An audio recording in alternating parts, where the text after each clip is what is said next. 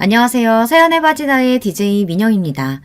오늘도 좋아요와 구독 버튼 잊지 마시고요. 끝까지 함께 해주세요. 그럼 오늘의 사연 함께 만나볼게요. 안녕하세요. 지금 일하고 있는 일자리에 다들 만족하시나요? 아마 돈 때문에 아니면 마음에 안 들지만 어쩔 수 없어서 혹은 언제든 갈아탈 준비를 하고 계시는 분들 많으시겠죠. 저는 오래 일하던 일자리를 그만두고 자연을 벗삼아 살고 있어요. 다른 것보다 제 아들과 남편을 위해서 그런 결정을 내렸답니다. 어렸을 때 아들과 자주 시간을 보내지 못했어요. 애 낳고 4개월이 채 안 돼서 일터에 바로 복귀를 했고요. 아이는 주로 친정 부모님과 시터가 봐주곤 했습니다. 오랜 시간 몸담았던 일터였기 때문에 제 일에 대한 사명감은 아무도 말릴 수 없을 정도로 컸어요. 어렵게 올라간 제자리를 누군가에게 내주는 건 제 자존심이 허락하지도 않았고요. 서비스직이라는 게 원래 자기를 갈아서 다른 사람의 삶의 질을 높여주는 건데 사실 그렇게 하다 보니까 내 삶이 무너져 가더라고요. 일에 그렇게 미칠 거면 가정을 이루면 안 됐었는데 전 세상의 모든 워킹맘들에게 정말 존경심이 생길 정도였어요. 전 세상의 모든 워킹맘들에게 정말 존경심이 생길 정도였어요. 친정 부모님께도 너무 민폐인 것 같고 아이도 점점 저를 낯설어 하더라고요. 심지어 남편도 저에게 마음이 떠나가고 있었던 데다가 육아에 업무까지 겹쳐서 우울증 증상을 보이더라고요. 남편은 한 가지 일에 집중하고 탐구하는 걸 좋아하는 스타일인데 대기업이라도 어디서든 정치질이 있기 마련이죠. 아무리 열심히 해도 윗사람 비위 맞추고 접대하는 일을 게을리하면 점점 도태되고 일도 뺏기게 되는 게 다반사였나 봐요. 그런 일을 좋아하지도 않을 뿐더러 제가 다 채우지 못하는 육아의 빈자리를 남편이 하려고 하니 너무 고되고 정신적으로 지쳤나 보더라고요. 다른 사람을 행복하게 해주고 싶어서 일을 한다고 하는 사람이 자기 가정은 돌보지도 않는다는 게 말이 안 되는 것 같아 일을 그만두기로 했습니다. 육아 때문에 일을 그만두고 싶다고 했더니 회사에서 계속 말리시더라고요. 사표는 처리하지 않을 테니 언제든지 오면 일할 수 있게끔 제 자리를 공석으로 해주시겠다고 해서 정말 감사하더라고요. 저렇게 말하는 일이 정말 드문 일인데 그 정도로 저는 제 일에 제 모든 걸 걸고 일했답니다. 그래서 더 열심히 하면 좋았을 텐데 같은 후회는 없어요. 하루하루가 너무나 치열한 전쟁이었고 하루하루 저는 그 전쟁터에서 최선을 다해서 살아남았거든요. 일을 그만두고 저와 남편은 긴 상의 끝에 귀농을 결정했어요. 사실 농사를 짓고 싶은 마음은 아니었는데 도심에서 좀 떨어져서 하루하루의 압박 없이 살고 싶다는 남편의 뜻을 존중해서 그렇게 결정했습니다. 시골에서 살아본 적도 없고 농사를 지은 적도 없다 보니까 초반에는 실수가 많았어요. 시장에서 토끼를 팔길래 너무 귀여운 거예요. 집 마당에 공터가 있어서 토끼집을 멋지게 만들어주고 토끼 7마리를 키우기 시작했어요. 아우, 세상에 지금 생각하면 지금도 아찔해요. 토끼가 그렇게 다산의 상징인지 꿈에도 몰랐거든요. 7마리는 부지런히 새끼를 낳더라고요. 저는 토끼들도 부모 자식 간에 뭐 마땅히 지켜야 할 선이 있을 것이고 그들도 당연히 그 선을 지킬 거라고 생각했던 것 같아요. 하지만 그들의 세상에는 그런 선이 없더라고요. 저 자유로운 아메리칸보다 훨씬 더 자유로운 성생활을 지향하시는 바람에 토끼는 순식간에 100마리가 넘어갔어요. 이웃들도 나눠주고 하다가 도저히 사료값이 너무 많이 들어서 아쉽게 다 팔아버리는 수밖에 없었어요. 돼지도 키웠는데 아무 생각 없이 동네 어른이 이제 새끼 낳을 때 되지 않았냐고 하시며 교배를 시켜주시겠다고 하더라고요. 정력이 멋진 친구였는지 우리 돼지 2마리는 둘 다 엄마가 됐어요. 그때 토끼들도 같이 키우던 때였는데요. 노란 토끼 2마리도 새끼를 뵌 상태였거든요. 색깔이 너무 예쁜 토끼들이라 또 얼마나 예쁜 새끼들이 나올까 기대가 돼서 보금자리를 좀 따로 챙겨주고 싶더라고요. 마침 돼지 우리 옆칸에 비어서 거기 토끼를 넣어뒀어요. 옆칸이랑 이어진 구멍이 있었는데 뭐 돼지랑 토끼들이 같이 있는다고 별일 없을 거라고 생각해서 구멍을 막지 않았어요. 그런데 세상에 다음 날 그 예쁜 토끼는 가죽만 남기고 사라졌어요. 엄마 돼지들이 뼈째 냠냠 하셨나 봐요. 몸보신하려고 드셨겠지만 정말 놀라고 무서웠던 것 같아요. 아들이 충격받은 것 같아 돼지는 잡식동물이라고 가르쳐줬지만 사실 제가 더 충격을 받았던 것 같아요.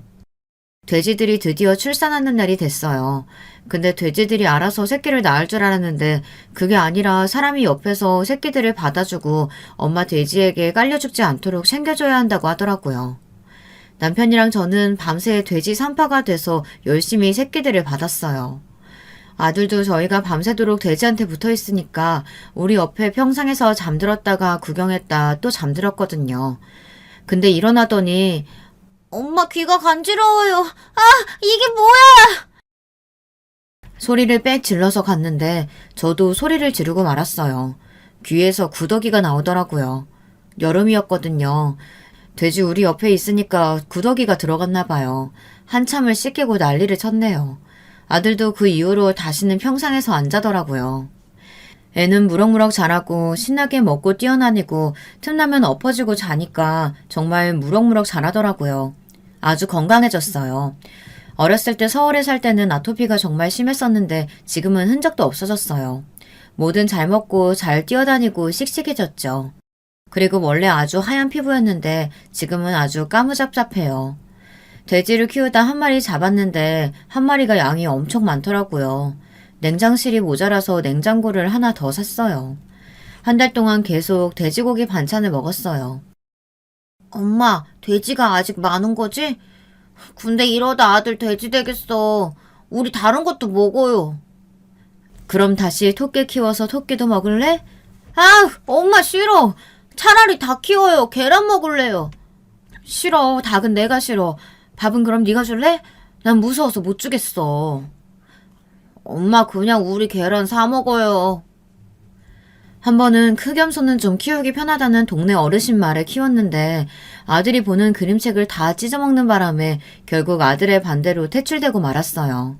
염소가 종이를 그렇게 좋아하는 것도 신기하고 그걸 그렇게 잘 씹어먹는 것도 신기하더라고요. 하루는 동네 어르신이 집에 놀러 오셨어요. 금귤주름 좀 주려고 담가오셨는데 아들이 그게 너무 맛있어 보였나 봐요. 색깔도 예쁘고 금귤이 작고 맛있어 보였나 보죠. 제가 소주잔에 받아 마시는 걸 보고 자기도 마시고 싶었는데 안 주니까 몰래 마셨나 봐요. 평상에서 같이 수다를 떨다가 갑자기 배가 아프다고 하면서 마당 한쪽에 가더니 갑자기 대변을 보더라고요. 근데 갑자기 엄마 이게 뭐야? 에? 그게 뭐야? 뭐 때문에 그래? 이게 뭐야? 온 집에 비명소리만 나니 옆집 할머니가 놀라서 오셨더라고요. 이게 어디서 나왔노? 이거 회충이네, 회충! 자유로운 식도락가였던 아들은 뭐 가리는 게 없었거든요. 집안의 텃밭에서 나는 상추도 생으로 뜯어먹고 다니고 과일도 따먹고 다니고 눈에 보이는 건 뭐든지 입에 넣고 보다 보니 배에 기생충이 좀 있었던 모양인데요. 시골 오고 나서 회충약을 먹어야 한다는 사실을 잊고 지냈거든요. 금귤주 주신 할머니 덕분에 아들은 더 건강하게 자랄 수 있었지만 회충을 실제로 보니 너무 무서웠어요. 눈으로 기생충을 보게 되니까 정말 당황스럽더라고요. 당장 근처 약국에 가서 약 사와서 저녁에 다 먹였답니다. 시골에 살면서 남편과 저와 아이의 가장 큰 고민은 오늘은 뭘 맛있게 먹을까였어요. 리틀 포레스트라는 영화처럼 사시사철 때에 맞는 건강하고 맛있는 음식들을 먹으면서 행복감도 느끼고 살아가는 재미를 알았답니다. 남편도 대기업에 다니는 멋진 남자였지만 항상 피곤하고 찌들어 있었거든요. 서로 일에 치이고 치이다 귀농해서 농사를 짓게 됐는데 전 정말 쉽지 않을 거라고 생각했거든요. 근데 의외로 남편은 머리가 좋은 사람이라 그런지 농사도 옛날같이 주먹구구식이 아니라 최첨단 시스템을 다 공부하고 알아봐서 갖추더니 기후에 크게 영향을 받지 않고 농사를 지을 수 있는 법을 찾더라고요. 아무래도 가수원 농사나 일반 밭농사, 논농사들은 기후가 어떠냐에 대한 영향을 엄청 크게 받으니까요. 처음에는 과일 농사나 지어보자 그랬거든요. 아들이 수박 먹고 싶다고 노래를 불러서 수박 농사를 짓기로 했어요. 비닐하우스를 짓고 아들 손까지 빌려서 모종에 수정을 해서 수박이 맺도록 열심히 문지르고 다녔어요. 이게 여자고 이게 남잔데 수박이 생기려면 이걸 이렇게 생긴 데다가 문지르고 다녀야 돼. 그래야 수박이 생기는 거야. 먹고 싶은 만큼 빼먹지 말고 열심히 해야 돼. 아들은 수박이 먹고 싶은 만큼 정말 열심히 도와줬어요. 덕분에 얼마 가지 않아 수박이 주렁주렁 달렸어요. 아들은 늘 수박을 구경하며 언제 익을까 늘 설레어했어요. 그해 여름 우리가 사는 이 지역에 몇십 년 만에 폭우가 내렸어요. 진짜 비닐하우스가 다 떠내려가는 줄 알았네요. 밤새 물 퍼내고 또 퍼내고 퍼내느라 정말 녹초가 됐어요. 여보, 진짜 농사가 하고 싶어? 그래도 서울보단 이게 좋아. 알겠어. 둘 다 많이 힘들었던 시간을 지냈고 함께하는 거라 이 정도 힘듦은 그냥 일상 속의 작은 이벤트 같은 일이긴 했어요.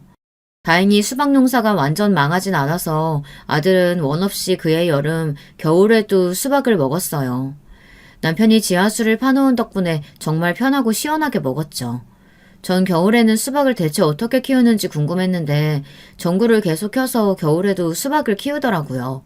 전기세가 좀 부담스러웠지만 그래도 덕분에 농사는 잘 지었어요. 근데 또 그해 겨울에 몇십 년 만에 폭설이 오더라고요. 무거운 눈에 비닐이 다 늘어나고 내려앉고 정말 난리도 아니었어요. 여름이랑은 또 전혀 다르더라고요.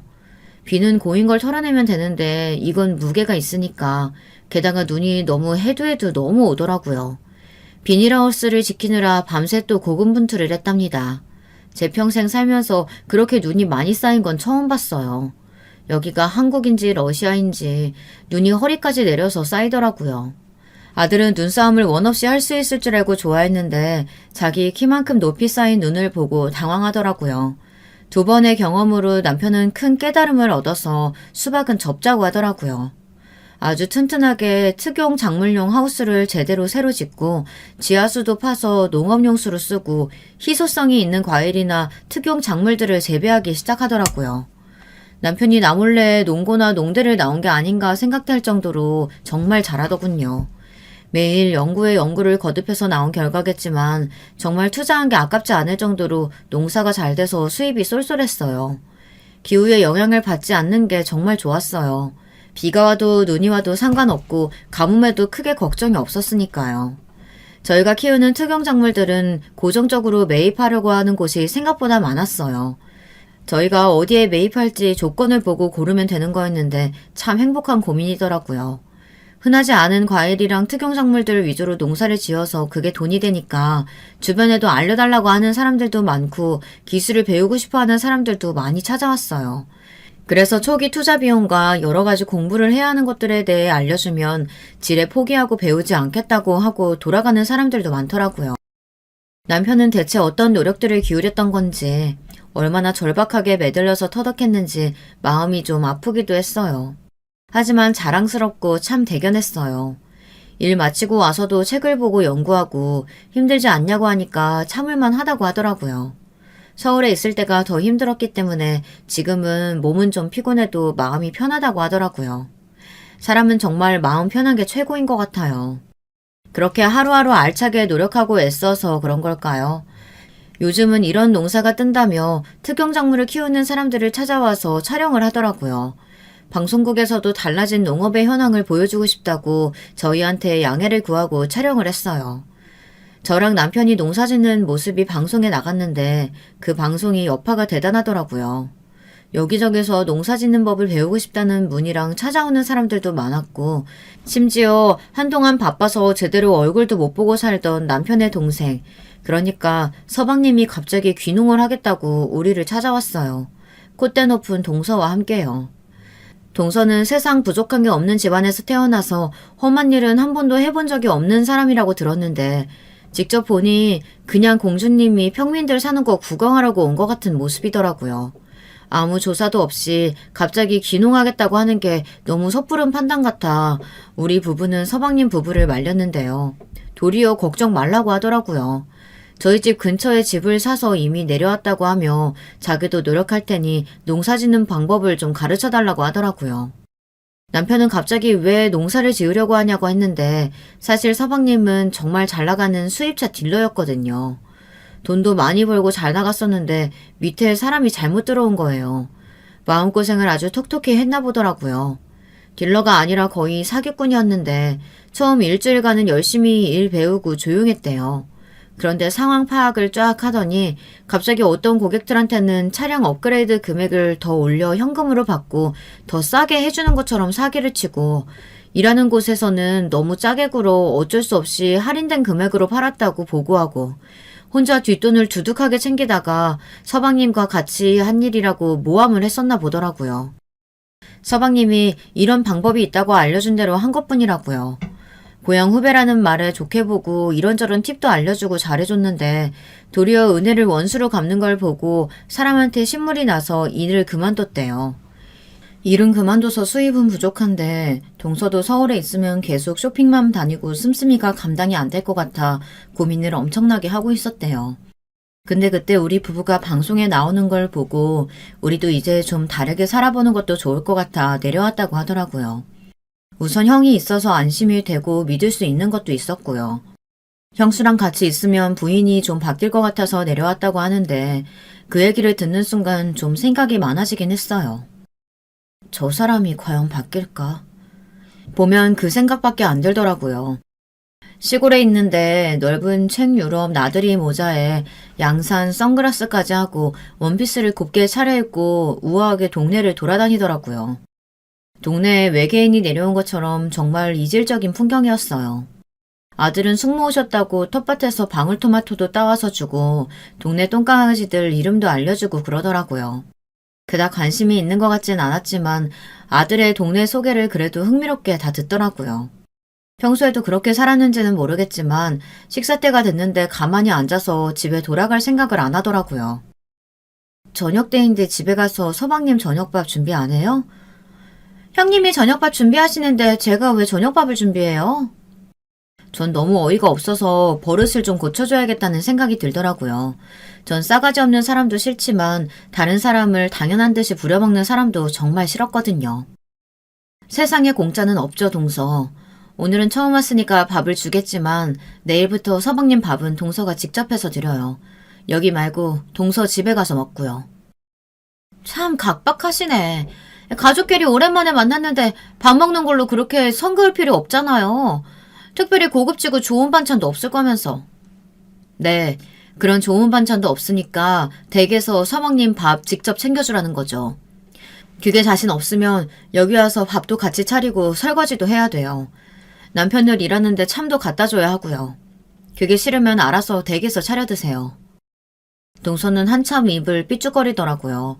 소박한 밥상을 보고 더 어이없는 표정이었는데 지율이가 잘 먹는 걸 보고 찝찝해하면서 된장찌개를 한술 뜨더라고요.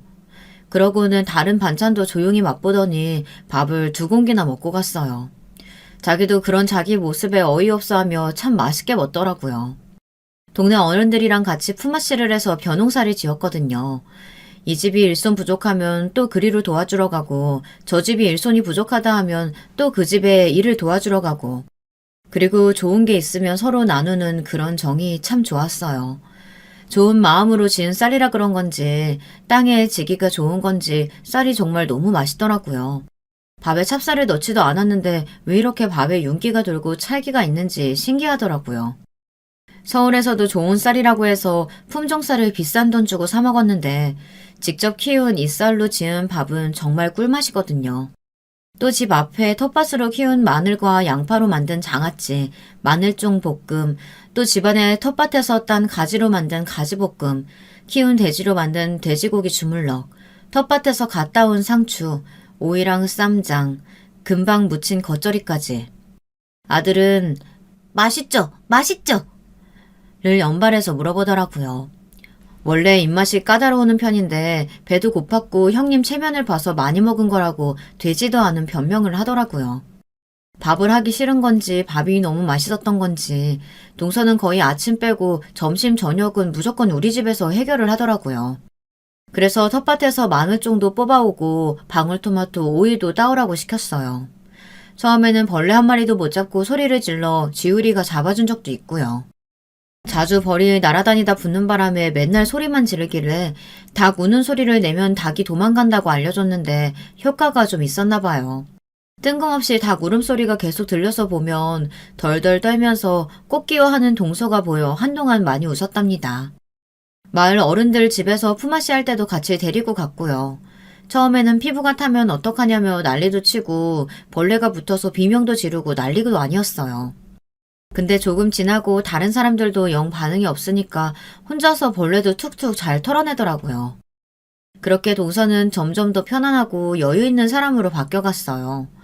처음에는 삶의 재미도 없고 오로지 외양을 꾸며서 만족하려고 하는 것처럼 온갖 명품들도 치장하고 그걸 보여주는 것 외에는 관심 없는 사람 같았거든요.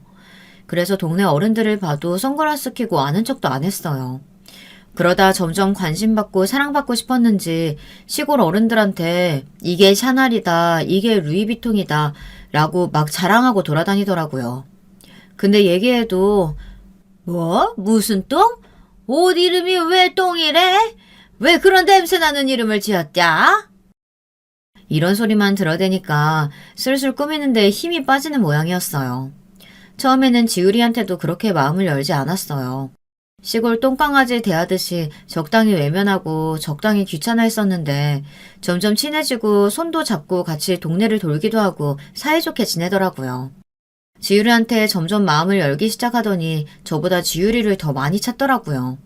아이들은 편견이 별로 없으니까 대화하기도 더 편해서인 것 같더라고요. 동서는 어려서부터 부잣집에서 자랐는데 돈 버는데 급급하고 자식한테 애정과 관심이 부족한 부모 밑에서 자라서 그런지 표현하는 방법도 서툴고 자기 감정을 표현하는데도 많이 서툰 사람이었어요. 그래서 하나하나 음식 만드는 방법도 알려주고 어른들 대하는 방법도 알려주고 그랬어요. 처음에는 아래 것들 보듯 선글라스를 살짝 내리면서 눈을 내리깔고 저를 보곤 했었는데요. 점점 웃기도 하고 눈을 맞추고 자기 얘기도 하기도 하더라고요. 요즘은 사는 게 조금 덜 지루하다고 하는데 그제야 좀 안심이 됐어요. 서방님도 남편을 열심히 도와주고 기술도 배우고 농사 노하우도 익혀가고 있더라고요. 처음 왔을 때보다 밥을 잘 먹어서 그런지 살도 좀 붓고 마음이 편해서 그런지 잠도 잘 자고 마음이 정말 많이 편해졌대요. 그리고 결정적으로 저희 집에서 밥을 먹는 게 너무 좋다고 하더라고요. 일 다닐 때도 동서가 음식을 못하니까 거의 반찬을 사서 먹거나 배달 음식을 먹었는데 입에 물릴 대로 물려서 집밥 먹고 싶은 마음이 간절했대요. 사실 우리 밥상에 수저 2벌도 놓으면 되는 일이긴 한데 반찬 차리려면 아무래도 더 신경 쓰이는 건 있지만 별 수 있나요? 제 복인가 보다 하고 늘 밥을 차렸습니다. 밉상이던 동서도 이제는 수저도 놓고 상추도 잘 뜯어오고 무엇보다도 함께하는 즐거움을 알아가는 것 같아 좋아 보이더라고요. 우리 남편도 일손이 생기니까 일도 편하고 더 좋아하고요. 지금처럼만 살아가면 하루하루 웃으면서 참 좋겠다 싶었는데 갑자기 생각지도 못한 상황이 생겼어요. 방송국에서 다시 취재가 왔어요. 형제가 같이 일하면서 특용작물 농사를 짓고 있는 모습을 찍어서 젊은 사람들에게 농업을 장려하려는 취지로 방송을 좀 내고 싶다고 하더라고요. 근데 참을 주러 간 동서도 같이 찍혔더라고요. 꾸미지 않고 편하게 있던 동서는 생각지도 않게 날벼락을 맞아버렸습니다. 친정에서 엄청난 연락들을 받은 거였어요. 너 그 꼴이 대체 뭐냐? 내가 그 꼴 보려고 너 그렇게 키운 줄 알아? 김서방이 그렇게 됐으면 얘기를 했어야 할 거 아니야? 아침 방송보다 갑자기 네가 나왔는데 내 눈을 의심했다. 내가 뭐라 그랬냐? 언제 어디서든 품위를 유지해야 한다고 했는데 거짓골을 하고 그런 방송에 나왔어. 집안 망신을 시켜도 유분수지. 언니, 내가 희정이한테 연락하고 얼마나 놀랐는지 알아? 걔가 언니 방송 나온 거 캡처까지 해서 나한테 보냈다고. 혹시 다른 애들이 또 언니 알아볼까봐 내가 얼마나 가슴 졸였는지 아냐고. 희정이 그 지집에 입 틀어막느라 내가 돈을 얼마나 썼는지 몰라. 지금도 손이 떨려. 왜 날 이렇게 쪽팔리게 만들어? 원래 상태대로 돌아오기 전까지 절대 서울 올라오지 마. 아는 척도 하기 싫으니까. 동서는 원래 여린 사람이었던 것 같아요. 집안 식구들한테 온갖 가스라이팅을 당한 동서는 다시 흑화한 것처럼 어울리지도 않은 복장에 온통 시크하고 도도한 말투로 자신을 중무장했더라고요. 다 같이 밥 먹는 자리에서도 반찬 투정하고 이런 풀떼기 말고 제대로 된 밥이 먹고 싶다고 짜증을 내더라고요. 서방님이 달래봤지만 원래 나는 이런 인간이었던 거 잊었어? 호텔 뷔페 정도는 먹어줘야 기분이 좀 풀리겠는데 오늘 먹으러 가자. 난 꼭 오늘 먹어야겠어.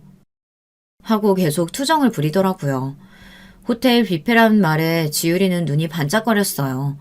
한창 농사철이라 일손도 부족하고 바쁜 상태였는데 호텔 뷔페에 데려다 달라는 말에 서방님이 정말 곤란해 하더라고요. 대화는 끝날 기미가 보이지 않고 지유리도 계속 숙모랑 가고 싶다고 난리였어요. 거기 맛있는 거 많아요? 엄마, 나 맛있는 거 먹고 싶어요. 김지율, 세상에서 엄마 밥이 제일 맛있다고 할 때는 언제고 맛있는 거라니. 엄마 밥도 맛있는데 숙모가 정말 새로운 맛있는 것들 많다고 하잖아요. 한 번만 가보면 안 돼요? 네? 사실 니네 엄마 밥보다 훨씬 맛있지. 5성급 호텔 밥을 시골 풀떼기 밥이랑 어떻게 비교를 해? 난 내 밥이 5성급보다 훨씬 맛있다고 생각하는데. 그리고 호텔밥 질리도록 먹었는데 난 내가 만든 밥이 훨씬 더 맛있어요. 지금 애 앞이라고 헛붕 떠시는 거예요? 그런 근자감은 대체 어디서 나오는지 모르겠네. 그건 아니죠. 그리고 형님이 호텔밥을 어떻게 질리도록 먹었겠어요. 어이가 없네. 순간 대놓고 무시하는데 저도 모르게 화가 나더라고요. 그럼 이왕 이렇게 된 거 호텔 뷔페 먹으러 갑시다 그럼. 제대로 보여줄 테니까. 아니 여보 괜찮겠어? 호텔 가려고? 걱정 마. 지율이도 너무 가고 싶어 하니까 예약하고 갔다 오지 뭐. 동서 2시간 후에 집으로 와요. 내가 운전해서 갈 테니까. 동서는 이게 웬일인가 하는 눈빛이었지만 한창 바쁜 시기라 곤란해하는 서방님과 남편을 보니까 이 방법밖에 없다는 생각이 들었어요. 동서가 한번 난리치면 누가 알아줄 때까지 하는 스타일이라 참교육이 정말 필요하다는 생각이었거든요. 항상 시골에 있느라 잘 꾸미지 않았지만 오랜만에 호텔에 가는데 제대로 갖추고 가고 싶더라고요. 화장은 심플하고 단정하게만 하고 옷에 힘을 좀 줬어요. 예전에 직장 다닐 때 중요한 자리에 갈 때만 입던 유명 브랜드 옷을 입었어요. 유행을 타지 않는 스타일을 산 게 신의 한 수였더라고요. 오랜만에 구두 신고 운전하려니 살짝 설레기는 하더라고요. 동서는 제 옷차림을 보고 시골 아줌마가 웬일이야 하는 눈빛이었어요. 호텔 간다고 짭까지 걸치고 나오셨네. 보는 안목이 그렇게 없어서 어떡해요. 내가 중요한 자리에만 입고 나가는 샤넬 2018 SS 시즌 옷인데. 어렸을 때부터 부자였던 사람들은 이런 거 빠삭하게 알고 있는 줄 알았는데 아닌가 봐요. 동서도 안목 좀 키워요. 진짜를 알아보는 안목. 지율이는 엄마 예쁘다고 평소에도 이러고 다니라고 했지만 시골에서 텃밭 가꾸기 바쁜데 그냥 웃기만 했어요. 지율아, 네 엄마가 이렇게 멋진 사람이란 것만 네가 알고 있으면 돼. 동서는 뒤에서 궁시렁거리며 콧방귀를 뀌었지만 전 상관없었어요. 호텔에 들어서는데 오랜만에 오는데도 남의 집 같지 않고 아주 익숙하더라고요. 자기가 리드해서 호텔을 안내하려고 했던 동서는 제가 호텔을 이곳저곳 너무 잘 알고 있으니 약간 당황하더라고요. 저는 아주 자연스럽게 뷔페장으로 갔고 동서는 비꼬기 시작했어요. 아니 형님은 얼마나 자주 호텔을 드나들었길래 길 한 번 헤매는 법이 없대요? 수상하게. 왜? 젊은 시절 호텔을 마르고 닳도록 왔다 갔다 해서 그래요. 호텔 잘하는 게 나쁜 거야? 나는 자랑스러운데. 아니 애도 앞에 있는데 참 오픈마인드시네요. 세상에. 지율이는 처음 보는 화려한 장식들과 엄청난 호텔의 음식들에 온통 마음이 뺏겨 우리 얘기는 듣지도 않더라고요. 엄마 빨리 가요. 김지율, 엄마가 호텔에서 어떻게 행동해야 하는지 알려줬지? 목소리 낮추고 다른 사람들도 호텔에 행복하려고 왔는데 그 사람들의 행복한 시간을 방해하면 안 되지. 자, 가자. 지율이는 그릇에 자기가 먹고 싶은 것들을 한가득 담아왔어요. 랍스타에 초밥에 TV에서 보고 입맛만 다셨는데 오늘 소원 성취하는 날이더라고요. 5접시나 가져와서는 마음이 급한지 손으로도 먹고 옷에도 흘리고 난리가 났어요. 맛있는 거 먹는 날이니 그러려니 했는데 동서가 큰 소리로 화를 내더라고요. 저를 쳐다보면서 정말 불쾌하고 경멸한다는 눈빛으로 아니 이렇게 더럽게 먹으면 어떡하자는 거야. 사람들이 다 쳐다보잖아. 진짜 더러워서 같이 못 먹겠네. 지 엄마 닮아서 교양이 없네. 교양 있게 먹으라고. 동서 목소리가 너무 커서 도리어 이목이 다 집중되더라고요. 흑화된 동서는 또 막말을 퍼부어대고 있었어요. 정말 짜증나. 모처럼 왔는데 이게 무슨 망신이야 진짜. 네 목소리가 더 부끄럽다고 얘기해주려다 참고 있는데 갑자기 지배인님이 오시더라고요. 안녕하십니까 총지배인님. 정말 오랜만입니다. 여기서 이렇게 뵙다니 정말 영광입니다. 다른 거 더 필요한 건 없으십니까? 네, 정지배인님 안녕하세요. 잘 지내셨죠? 오랜만에 왔는데 소란을 떨어서 죄송합니다. 아이가 호텔 뷔페를 처음 이용해서 많이 서툴러요. 제가 교육을 시켰는데도 음식이 너무 맛있다고 이렇게 급하게 먹네요. 처음 오면 다 그럴 수 있죠. 저도 처음 왔을 때 정신없이 먹기만 했던 기억이 있습니다. TV에서 봤는데 남편분이랑 같이 농사 짓고 계시던 거 맞으시죠? 그래서 그런지 아이가 정말 건강하고 활기차 보여요. 총지배이님이 예전에 여기서 일하실 때도 정말 멋있으셨는데 화면에서 보니까 정말 빛이 나시더라고요. 저도 나중에 그렇게 살고 싶습니다. 혹시 더 필요한 거 있으시면 말씀해 주세요. 처음 호텔을 방문한 아드님을 위해서 주방장님이 특별히 케이크 만들어주시겠다고 하십니다. 부디 맛있게 드셔주세요. 엄마 아는 사람이야? 와, 케이크 준대? 옛날에 같이 일하던 직장 동료 아저씨야. 그러니까 지율이가 점잖게 행동해줬으면 좋겠어. 안 그러면 엄마가 너무 부끄러워. 엄마가 지율이 때문에 저 아저씨랑 사이 안 좋아지면 지율이도 좋겠어? 엄마 미안. 조용히 맛있게 먹을게요. 케이크도 감사히 먹겠습니다. 아니 잠깐. 케이크고 뭐고. 진짜 여기 호텔 총지배이님이 형님이라고요? 말도 안 돼. 말도 안 되는 소리 하네. 이거 너무 짜고 치는 고스톱 아니야? 내가 젊은 시절에 호텔에 자주 다녔다고 했잖아. 나는 여기 호텔리어였어. 오랜 시간 동안 저는 호텔 업계에 종사했습니다. 사실 호텔 일이 겉으로 보면 화려하고 아름답지만 그 이면에는 정말 많은 사람들의 희생과 노력으로 돌아가고 있는 곳이거든요. 정말 바쁘고 힘들고 호텔 경영 쪽에 원서를 넣었던 저는 수능을 치고 얼마 안 돼서 호텔 뷔페 서빙 알바를 한 적이 있어요. 무겁고 고급스러운 수많은 식기들, 화려한 음식들도 가득한 게 정말 신기했어요. 또 호텔에서 일하려면 용모가 몹시 단정해야 하더라고요. 고객들한테 위화감을 줄 수 있는 장신구들은 다 빼야 하고 어색한 올백머리에 머리망으로 올림머리까지 해야 하더라고요. 그리고 스타킹에 단화, 정장, 바지까지 그리고 정말 빡센 업무 강도도 그랬었지만 뭔가 관리자들의 은근한 텃세, 알바생을 무시하는 말과 행동들까지 조금 기가 죽고 참 힘들었어요. 그런데 호텔에 오는 사람들의 설레는 마음, 좋은 곳에 와서 느끼는 행복감까지 덩달아 저도 행복해지더라고요. 방문하는 사람들에게 좋은 추억을 만들어줄 수 있는 일이 참 멋지게 생각됐어요. 물론 예기치 않게 개 진상씨들이 오는 바람에 정말 죽방을 날리고 싶은 날도 많았지만 알바를 하면서 여기서 일하면 매일매일 나도 행복하지 않을까 하는 생각을 했어요. 그래서 무역 쪽으로 갈까 하다가 호텔 경영으로 진로를 정했어요. 전 한번 정하면 끝장을 보는 스타일이거든요.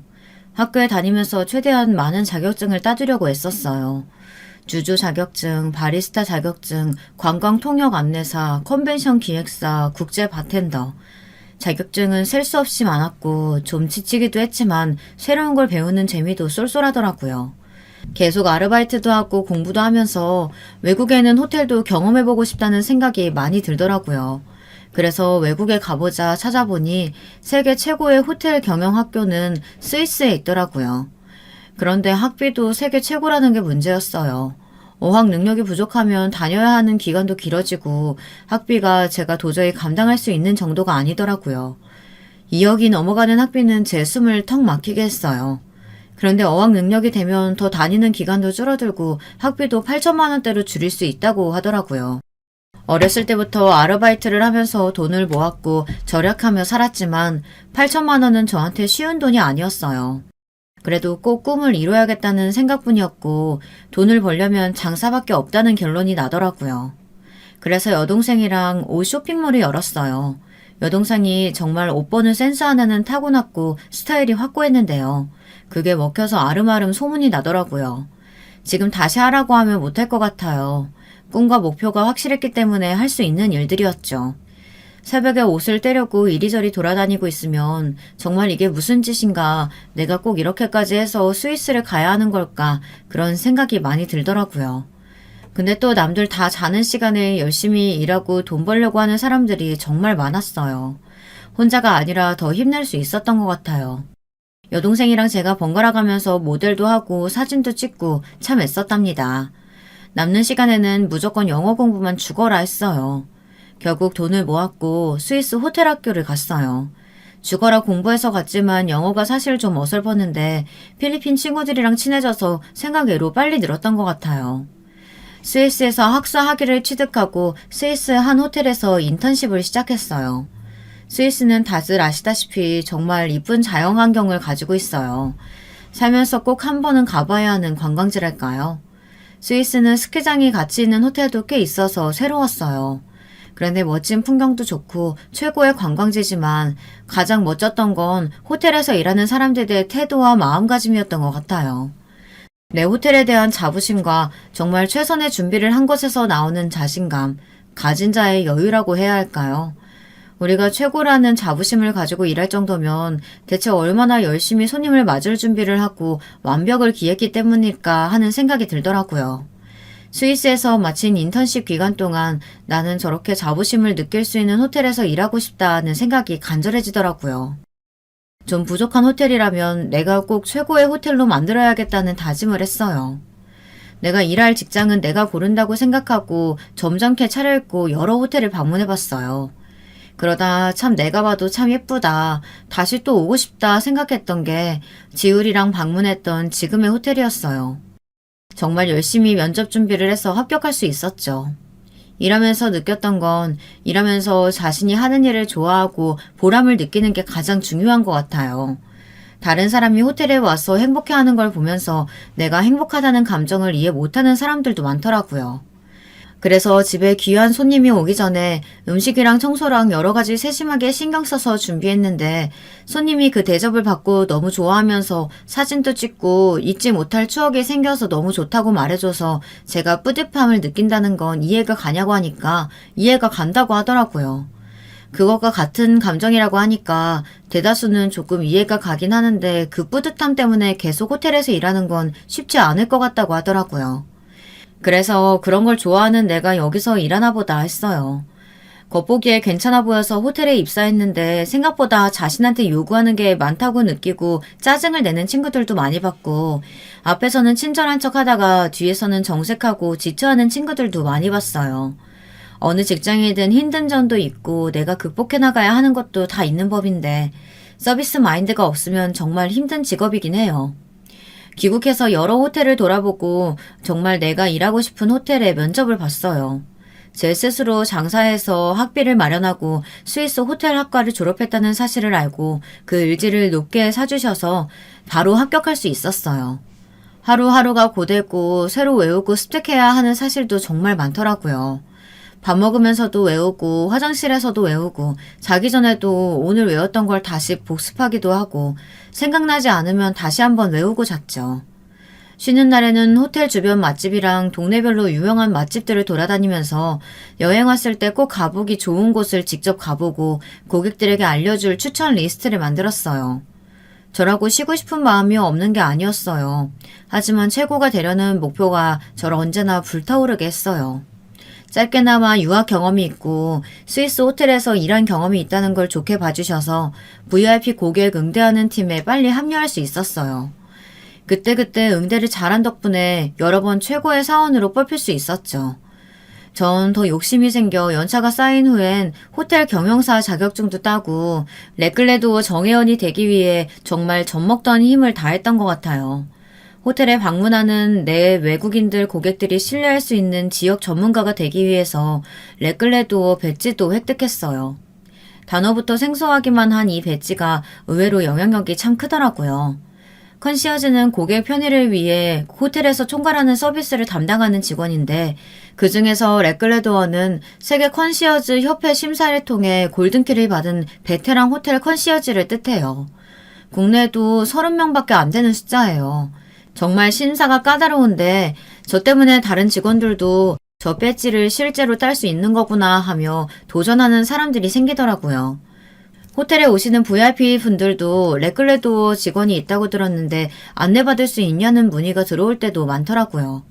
저 배지가 생긴 덕분에 승진도 하고 정말 초고속으로 빠르게 VIP 고객 전담팀의 책임자가 됐어요. 저는 동기부여하는데 귀신이었거든요. 직원들 안내 교육도 다시 해주고 제가 그동안 모아왔던 방대한 자료들도 오픈했어요. 저를 시기하는 사람들도 있었는데 우린 한 팀이니까 꼭 잘해보자는 그 마음에 직원들도 슬슬 움직여주더라고요. 전 상벌이 확실한 타입이라 응대를 잘한 직원에게 상품권을 주고 자유 휴식권도 주고 여러 가지 혜택들을 줬어요. 훨씬 더 생기있게 움직이게 되더라고요. 직원들이 정말 모르는 게 없다, 참 친절하다, 미소가 진실됐다 등 예전보다 훨씬 긍정적인 반응들이 정말 많이 늘었어요. 운영이 잘 된다는 소문도 나고 서비스가 예전보다 더 세련되어졌다는 말을 많이 들어서 사장님이 큰 결단을 내리셨더라고요. VIP팀뿐만이 아니라 호텔 전체 서비스에도 새로운 바람이 불기를 원하셨고 전 그렇게 총지배인이 됐어요.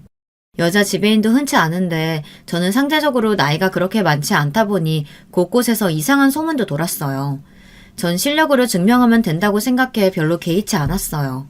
스스로를 증명하기 위해서 정말 오래 부지런히 달려왔었는데 지금까지의 내 노력이 다 보상받는 기분이더라고요.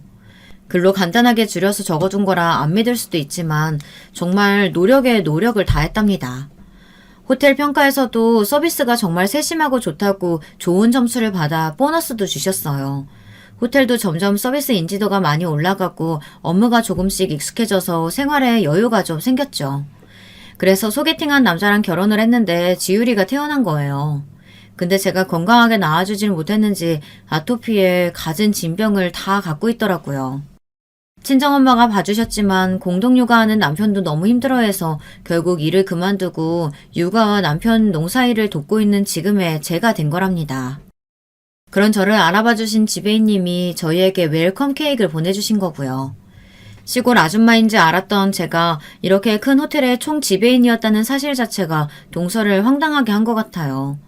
시골에서 농사 짓는 남편의 뒷바라지나 하고 있는 사람으로만 봤는데 지금도 남편이 농사일에 몰두할 때 집안의 모든 대소사나 아이 육아 문제 또 이웃들과의 품앗이로 동네 농사 또한 잘 돌아갈 수 있게 하니까 어떻게 보면 집안 경영을 하고 있는 셈이죠.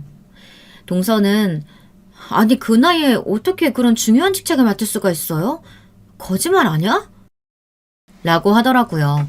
그 모든 때와 상황이 잘 맞아떨어진 거였다 보니 전 운명인가 보다 하고 받아들였던 거지 저도 사실은 잘 믿기지가 않더라고요.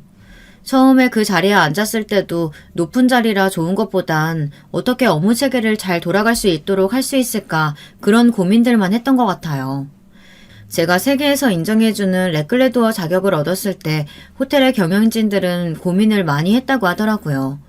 기존에 있던 총괄 지배인이 사임하겠다는 얘기도 한 상태였고 전체적으로 뭔가 정돈되어 있지 않은 서비스 질을 개선하고 싶은 마음이 컸는데 그때 마침 제가 세계에서 인정받는 호텔리어가 된 거였죠. 그래서 VIP 전담팀을 맡게 했는데 거기서도 직원들을 잘 가르치고 좋은 효과가 나타나니 모험이라고 생각하고 저를 총괄 지배인으로 임명한 거였어요. 동서, 꿈이 있었어요? 나는 최고의 호텔리어가 돼서 사람들이 왔을 때 정말 행복감과 좋은 추억을 가지고 갈 수 있는 호텔을 만드는 게 내 꿈이었어요. 그래서 내 젊은 나를 온통 커리어 만드느라 제대로 놀아본 적도 쉬어본 적도 없어요. 호텔에서는 그런 나를 알고 크게 써준 거고요. 나도 가만히 앉아서 높은 자리에 올라가고 있었으면 좋겠다 이런 꿈만 꿨다면 별로 달라질 것도 좋아질 것도 없었을 거예요. 한 번도 뭔가 간절하게 원하고 그걸 위해서 노력했던 적이 있어요? 그런 게 없어서 늘 불안하고 감정 조절도 안 되고 쉽게 무력감에 빠지게 되는 것 같아요. 나는 그렇게 원했던 그 일을 하며 정말 최선을 다했어요. 고객이 원하면 그건 어렵습니다, 안 됩니다 할 수가 없어요. 그래서 고객이 구해달라고 하는 과일이나 포도주, 치즈, 인형, 속옷 같은 거 구해려고 비행기 수배하고 선박도 수배하고 외국에서 물건 가져오기도 여러 번 해봤어요. 그토록 자부심 넘치게 사랑했던 그 직업을 가정을 위해서 잠시 내려놓고 있는 중이에요. 다른 사람들의 행복도 많이 살펴드렸으니 이제는 내 가정의 행복을 챙겨야 할 것 같아서요. 그래서 나는 그 시골에서도 하루 종일 열심히 노력하고 늘 애쓰고 있어요. 더 꽉 찬 행복을 위해서요. 근데 동서는 주변에서 하는 말에 흔들리고 우울해하고 조카에게도 감정적 폭언이나 하고 한동안 동서 얼굴이 정말 밝고 예뻤던 거 알아요? 조금씩 자기 자리 찾아가는 것 같았어요. 본인 집안에서 동서를 뭐라고 하던 그게 뭐가 중요할까요? 동서가 좋아하는 동서의 삶을 살면 좋겠어요. 동서는 한참 말이 없다가 지율이한테 막말한 걸 사과하고 저에게도 다시 사과를 하더라고요. 지율이는 맛있게 먹고 돌아오는 차 안에서 숙모한테 이런저런 말을 계속 붙였어요. 아마 숙모가 말이 없어진 걸 알고 그렇게 했던 것 같아요. 한 이틀 정도 말이 없다가 동서가 사과를 하더라고요. 자기가 그동안 인생을 정말 쉽게 보고 대충대충 산 것 같다고요. 시골에 내려와서 더 편하고 마음도 많이 편해졌는데 이제부턴 자기도 주변을 더 살피고 자기가 더 잘할 수 있는 일을 찾아보겠다고 하더라고요.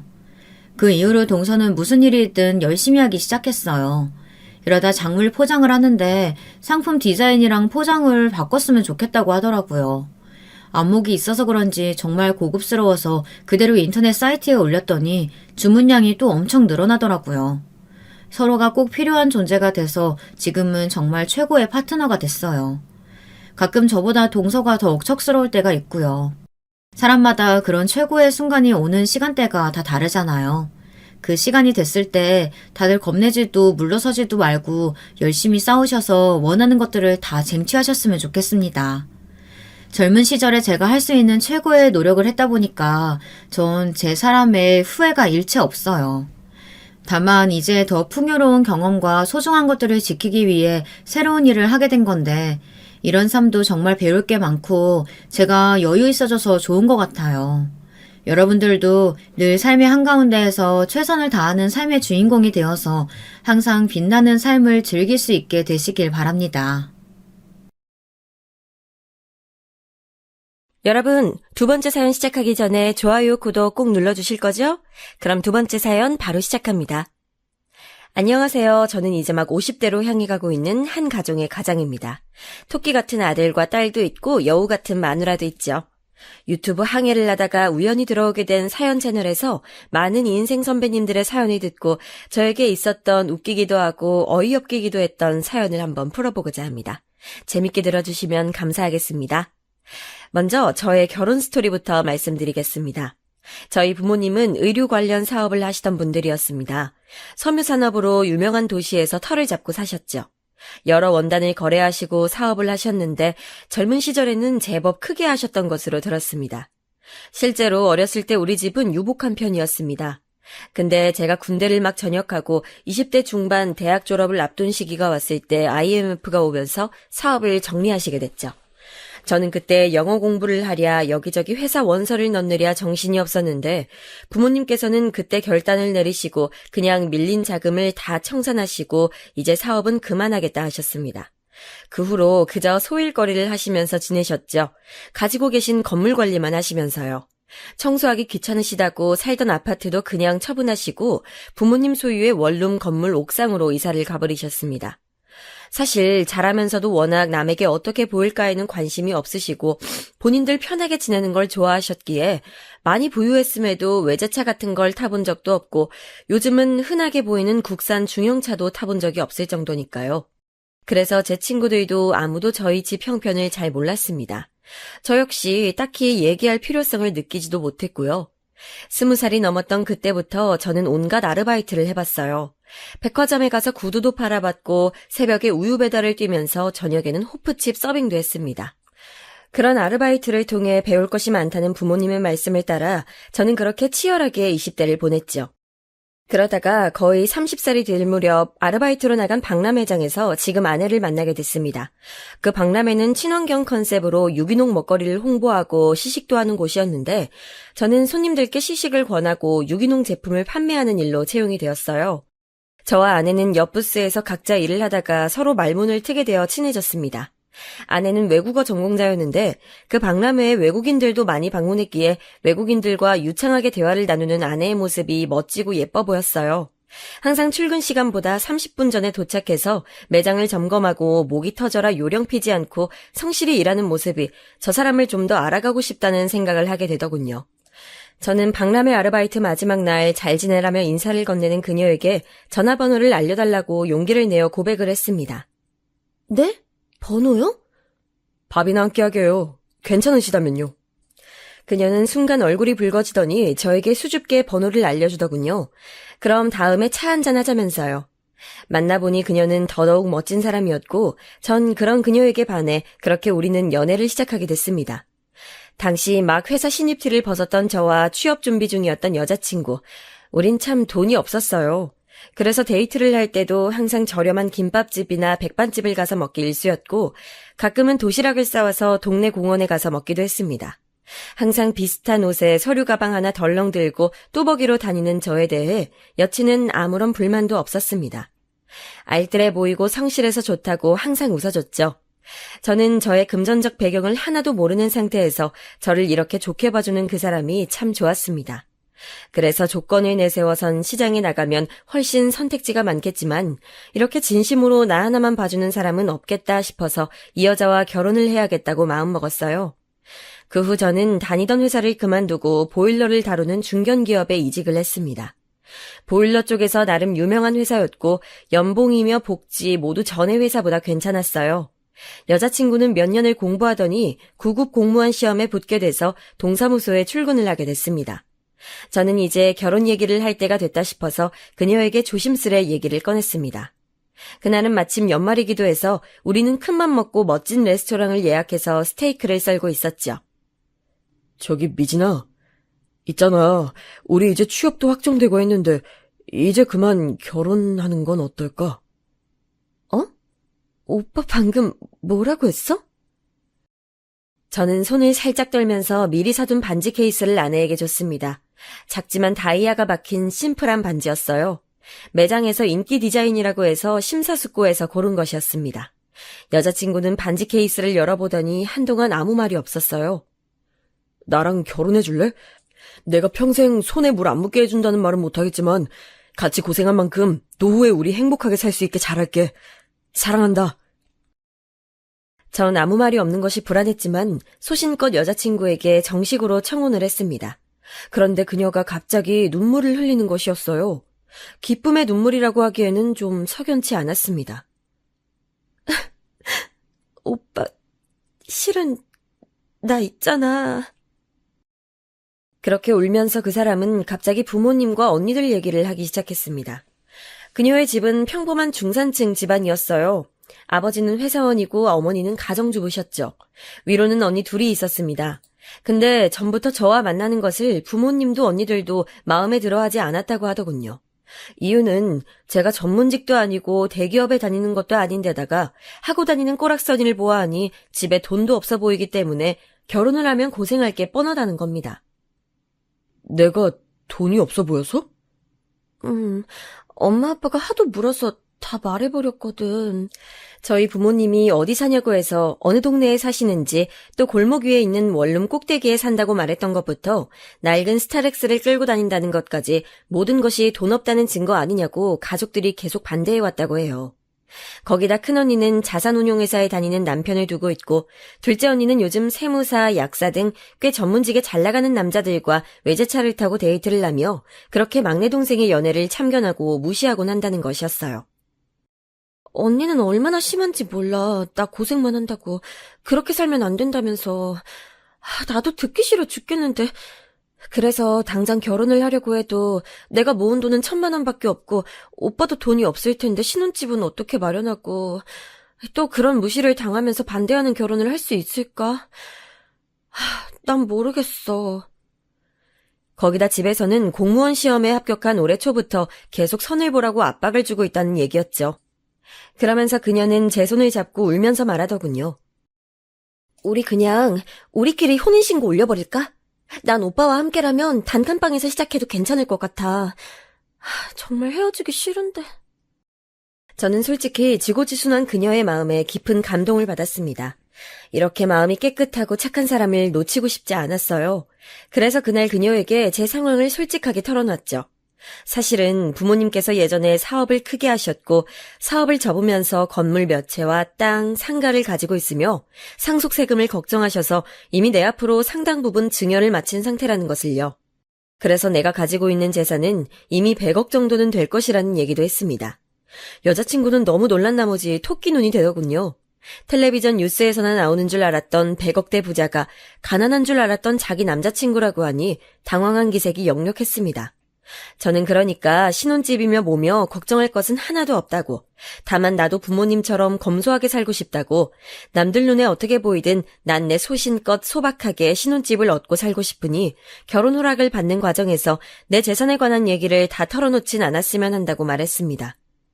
그동안 부모님의 경험으로 보아 돈이 많다는 것을 주변에서 알게 되면 보험이다 뭐다 하면서 귀찮게 하는 사람도 많아지거니와 돈 빌려달라고 졸업한 지 20년, 30년 만에 친구들이 전화가 와서 매달리는 등 너무 피곤하고 힘든 일들이 많았기 때문이라고 저는 그녀를 설득했죠. 미안한 말이지만 언니들의 태도로 봐서 귀찮게 할 것 같은 불길한 예감도 들었거든요. 여자친구는 처음에는 가족들에게 숨긴다는 것을 내키지 않아 했지만 저의 오랜 설득으로 마음을 돌려 그렇게 우리는 여자친구의 가족들께 인사를 가게 됐습니다. 예약된 한정식집으로 가서 그녀의 가족들을 만나던 날 저는 회사 면접 때 샀던 검정 양복을 갖춰 입고 나름 백화점 매대에서 산 5만 원짜리 넥타이를 하고 차려입고 갔습니다. 여자친구의 가족들은 그런 저를 아래 위로 훑어보면서 말을 시작했어요. 자네도 알다시피 내가 자네를 썩 좋아하지 않았단 건 알 거야. 예, 알고 있습니다. 근데도 허락한 건 우리 딸아이가 자네를 너무 좋아해서 내 그 마음을 말릴 수 없어 허락한 거네. 이제부터 자네가 알아야 할 것들을 얘기해 주겠네. 그러면서 집안 형편은 어떤지, 결혼하게 되면 남자가 집은 해오는 거 알고 있냐는 등 여러 가지 걱정인지 깎아내리기인지 모를 소리들을 해댔습니다. 이제 취직도 했는데 차도 한 대 사고 아파트 살 정도 돈을 마련하고 결혼을 했으면 좋겠다는 얘기들이었습니다. 저는 부모님은 원룸에 새를 살고 계시긴 하지만 소일거리를 하고 계셔 제가 부담할 부분은 없고 저는 제 월급 형편에 맞는 신혼집과 자동차를 구매할 예정이라고 말씀드렸습니다. 그리고 제 명의로 가지고 있던 20평대 아파트 이름을 대면서 이 아파트에 전세로 들어갈 생각으로 전세금은 맞춰 두었다고 말씀드렸어요. 근데 부모님과 언니들은 전세가 웬 말이냐고 매매를 해야 한다고 하더라고요. 참, 신혼부부가 이제 시작하는데 무조건 매매를 해야 한다니 이해 가지 않았어요. 하지만 자리가 자리인 만큼 저도 말을 마쳤습니다. 예, 알겠습니다. 몇 년 안에 아파트를 살 수 있게 할게요. 열심히 살면 충분히 할 수 있을 겁니다. 그래, 그래야지. 물론 제가 부족한 조건인 건 맞고 걱정도 있으시겠지만 미래는 대비되어 있으니 걱정 안 하셔도 됩니다. 또 아내가 번 돈은 아내가 모으거나 쓸 수 있게 해줄 것이고 저는 회사를 다니며 부업도 할 생각이라고 저를 믿고 맡겨달라고 재차 말씀드렸습니다. 모든 제 얘기를 들은 여자친구의 부모님은 표정이 점점 환해지더라고요. 그러더니 사람이 성실해 보이고 지금은 돈이 많지 않아도 소신이 있어 보인다며 결혼을 허락해 주시더군요. 하지만 그 와중에 저를 바라보는 언니들 표정은 좀 좋지 않았지만요. 여자친구의 언니라는 사람들은 미인들이긴 했지만 둘 다 성형수술한 얼굴에 비싼 가방을 들고 화려하게 치장하는 데 열중하는 타입 같아 보였습니다. 저는 어떻게 한부모에게 태어났는데 아내와 언니들이 완전 다를 수가 있나 너무 신기했어요. 나중에 아내가 된 여자친구에게 물어보니 언니들이 너무 어릴 때부터 치장에 관심을 보이고 아르바이트한 돈으로 몽땅 옷을 사버리거나 학원비를 가져다 미용실에 가서 써버리는 등 사고를 쳐서 부모님이 속을 많이 썩으셨고 계속 남친을 바꿔대는 언니들에게 자신은 완전히 질려서 아예 반대로 지냈던 것 같다고 하더군요. 저는 진짜 실속이 뭔지도 모르는 사람들이라는 생각에 어이가 없어 웃음이 나더라고요. 그렇게 비웃고 무시하던 자신의 동생이 얼마나 부자 남자를 잡았는지 알면 얼마나 배 아파할까 그런 생각이 들었습니다. 우리가 결혼을 준비할 때 아내의 큰 언니는 이미 결혼한 상태로 30평대 아파트를 자가로 가지고 있었고 둘째 언니는 세무사와 결혼을 준비 중인 상태였습니다. 5월 신부가 꿈이라던 둘째 언니는 결혼해도 쓸데없는 사치를 엄청나게 부리더군요. 유명 호텔에서 코스 요리를 대접하는 결혼식을 해야 하고 예단이며 혼수며 쓸데없는 허례허식을 해야 한다고 날뛰며 아내의 부모님이 빚까지 내게 만들었습니다. 거기다 신혼여행은 몰디브로 간다고 하더군요. 저는 그런 둘째 언니의 모습이 너무 한심했지만 어차피 제 아내가 될 것도 아니고 해서 그냥 지켜보며 우리는 소박하게 결혼식을 하자고 아내를 설득했습니다. 아내는 처음에는 그래도 언니가 결혼식을 너무 성대하게 하는데 너무 소박하게 하면 좀 그렇다고 걱정을 하더니 결심을 굳힌 듯 제 말에 동의를 해주더군요. 그래, 당신 말이 맞아. 당신 말대로 언니들 때문에 흔들리지 말고 우린 우리대로 하는 게 좋겠어. 예정했던 대로. 허나 결혼을 준비하면서도 저는 그놈의 언니들 때문에 스트레스를 받았습니다. 사사건건 아내를 따라다니면서 그날 하루 입을 드레스를 외국 명품 브랜드로 해야 한다거나 메이크업샵을 고르는데 돈 칠갑을 하려 들지 않나 정말 힘들었어요. 거기다 저한테 전화까지 해서 그러더라고요. 평생 한 번 입는 드레스고 메이크업인데 화려하게 해야 되지 않을까요? 신부가 초라하면 그게 어디 결혼식이에요? 얘가 워낙에 씀씀이가 소소하고 말을 잘 못하니까 내가 대신 말해주는 거예요. 아, 예. 암튼 그게 원래 맞는 거니까 그렇게 해봐요. 어이가 없었죠. 이건 충고도 조언도 아닌 강요더라고요. 아내는 처음엔 처형들 얘기에 혹하다가도 저와 얘기를 하면서 다시 예산을 수정하고 돈에 맞게 결혼식을 준비하곤 했죠. 그렇게 우리는 특별 할인되는 예식장을 찾아 소박하게 예식을 올렸습니다. 다만 오시는 손님들을 생각해서 식사만은 깔끔하게 잘 나오는 곳을 택했죠. 아버지가 사업하실 때 알던 진짜 부자 손님들도 하객들 중 섞여 있었으니까요. 처음에 제가 연애 결혼을 하겠다고 말씀드렸을 때 내키지 않아 하시던 저희 부모님은 제가 데려온 아내를 보자 마음에 쏙 들어하시는 눈치셨습니다. 요즘 아가씨답지 않게 치장도 요란하지 않고 참하고 조신해 보인다고, 돈도 허투루 쓰지 않는 것 같아 더욱 좋다고 하시면서요. 결혼 과정에서 아내의 처형들 얘기를 했더니 부모님 역시 다 오픈하지 않는 게 좋겠다고, 아내가 처형들과 너무 친하게 지내지 않도록 중심을 잘 잡을 수 있게 항상 잘 살피라고 하시더군요. 그렇게 저는 아내와 무사히 결혼을 하고 결혼 후 1년 뒤 아들을 낳고 또 2년 뒤 딸도 낳고 오순도순 꿈에 그리던 가정을 꾸리며 살았습니다. 우리 둘 사이는 한결같이 문제가 없고 좋았지만 남들은 잘 겪지 않을 것 같은 스트레스가 저에겐 있더군요. 바로 처가의 동서들 사이의 문제였습니다. 제가 형님이라고 불러야 하는 큰언니의 남편과 둘째 언니의 남편들은 딱 그 아내들의 모습과 같이 대단한 속물들이더군요. 말 그대로 보이는 것으로 사람을 판단하고 괄시하며 괴롭히는 타입들이었습니다. 첫째 형님은 자산운용회사를 다니는데 돈을 만지면서 자신이 고객으로 모시는 부자들 이야기를 마치 자신이 부자인 양 으스대기 일쑤고 업무상 발설하지 않아야 하는 개인사까지도 저희에게 까발리며 부자들의 세계는 이런 것이라는 식으로 항상 대화의 서두를 띄우곤 하더라고요. 말하자면 이런 식이었어요. 자네, 부모들의 재산 수준에 따라서 누리는 문화가 얼마나 다른지 아나? 우리가 영화관 가고 뮤지컬 보고 그런 걸 문화라고 생각할 때 말이야. 그 사람들은 회원권을 산다고. 못 모르는 일반 서민들은 비싼 가방이나 푼돈 모아서 할부로 사면서 내가 명품 걸쳤네, 나도 이 정도면 잘 사는 거 아닐까 생각하지만 말이야. 진짜 부자들은 어차피 그런 가방이나 옷 같은 것들은 그냥 일상적으로 우리가 10,000원, 20,000원짜리 편하게 사듯이 시즌별로 사서 걸치는 것이고 회원권을 산다고. 아, 맞습니다, 형님. 저도 일하면서 그런 사람들 많이 봤어요. 제가 세무사다 보니까 그 사람들이 어디다 돈을 썼는지 다 보이지 않습니까? 차 같은 거 많이 살수록 공제도 많이 되다 보니까 차도 엄청 많이 사고 정말 돈 쓰는 게 상상 초월이더라고요. 주로 회원권이나 그림 같은 걸 일상적으로 사는데 그런 게 보면 볼수록 입이 떡 벌어지더라고요.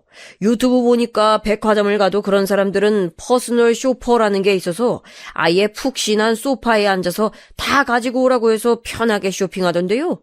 진짜 그들만의 세상이 있다니까요. 그런 골프 같은 것도 너무 대중화돼서 요즘은 뭐 다치잖아. 그런 사람들은 일단 개나 소나 하는 건 싫어하더라고. 부자들은 진짜 아무 옷이나 입어도 태가 달라. 얼굴에서 빛이 난다니까. 아, 막내 동서 자네는 이런 세계는 듣도 보도 못했겠지? 뭐 어차피 자네 같은 서민은 평생 상관없는 세상 일이니 관심도 없겠구먼. 아, 예. 저는 그런 건 잘 몰라서요. 그리고 돈이라는 것은 버는 것도 중요하지만 얼마나 소신 있게 쓰는지가 중요하다고 저는 생각하거든요. 그래, 저게 바로 없는 사람들이 자존심 세우느라고 자기 열등감 감추려고 하는 소리야. 쥐뿔도 없으면서 말이야. 아이, 무슨 소신이 있어서 청렴하게 사는 양 저렇게 말을 해요. 아 참, 요새 신문 배달은 잘 되나? 요즘 세상에 참 아르바이트를 해도 어떻게 그런 걸 하나? 급기야 대화의 끝에는 제가 부업 삼아 하고 있는 신문 배달 일까지 들먹거리며 저를 무시하기 일쑤였죠. 저는 회사를 다니면서 자꾸만 군살이 붙어서 뭘 좀 해볼까 하다가 헬스장 다니는 돈이 비싸게 느껴져서 신문 배달 아르바이트를 하고 있었습니다. 새벽 3시쯤 일어나서 신문 배달 구역을 가면 신문 보급소 분들이 미리 던져놓은 신문 뭉치가 있었어요. 근처 아파트 3-4동과 그 뒤쪽의 단독주택과 빌라촌을 돌아다니며 신문을 주소에 맞게 던지면 되는 일이었습니다. 처음에는 한 신문사 것만 했지만 마침 돌아다니는 저를 본 다른 신문사에서 우리 것도 같이 돌려달라고 말을 해서 저는 2종류의 신문을 돌리고 있었습니다. 비록 매일 시간이 메이는 점은 귀찮긴 했지만 그래도 처음 제 의도대로 운동화를 신고 뛰어다니니 운동 효과는 있더군요. 그렇게 몇 달째 저는 신문 배달 아르바이트 겸 다이어트를 하고 있었습니다. 계속 하다 보니 최근엔 발이 아파서 실리콘 깔창도 주문해서 잘 쓰고 있고요. 아내는 처형들과의 대화에서 우연히 깔창 얘기가 나와 추천을 해준다고 그 얘기를 했던 모양이었어요. 그런데 그걸 가지고 그 후로 뻑하면 얼마나 사정이 쪼들리면 신문 배달 일까지 하냐는 둥 아내와 그 남편들은 시도 때도 없이 그 이야기로 저희를 놀리더군요. 저는 너무 심하게 놀려서 사실은 취미로 하는 것이고 그 알바비로 고아원에 제 자식들 이름으로 기부를 하고 있다고 밝힐까 하다가 어차피 모 눈에 뭐만 보인다고 이런 얘기를 한들 좋게 생각할 사람들인가 싶어 관뒀습니다.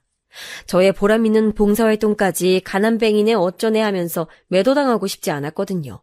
그런데 아무렇지 않게 넘기는 저와 달리 그런 대화들이 명절이나 가족 행사에 오갈 때면 아내는 항상 속상해했습니다.